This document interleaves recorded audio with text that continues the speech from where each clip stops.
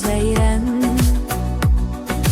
Çatsın mənə eşq küləyi. Arzumu, istəyimi sənə bildirdim. İndi söylə hardasan? Mən həmişə hər an səsləyirəm, yetişsin mənə külək. Yenə gəlsin xoşbəxtliyin küləyi. Onu mən necə arzularam. Həyatımda, ümidlərdə, hər bir yerdə səni arzularam. Yenə gəlsin xoşbəxtliyin küləyi.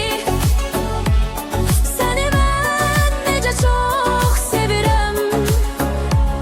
Səni mən necə çox sevirəm.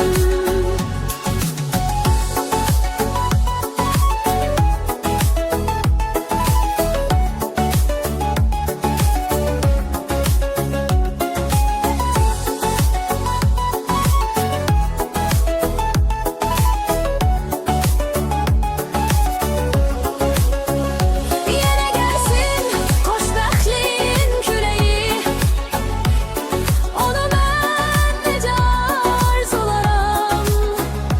Həyatımda, ümidlərdə, hər bir yerdə səni arzularam.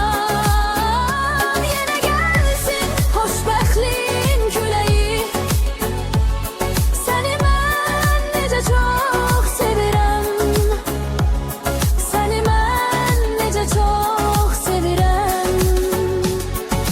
Mən səni hər an istəyirəm. Yetişsin mənə nəfəsim.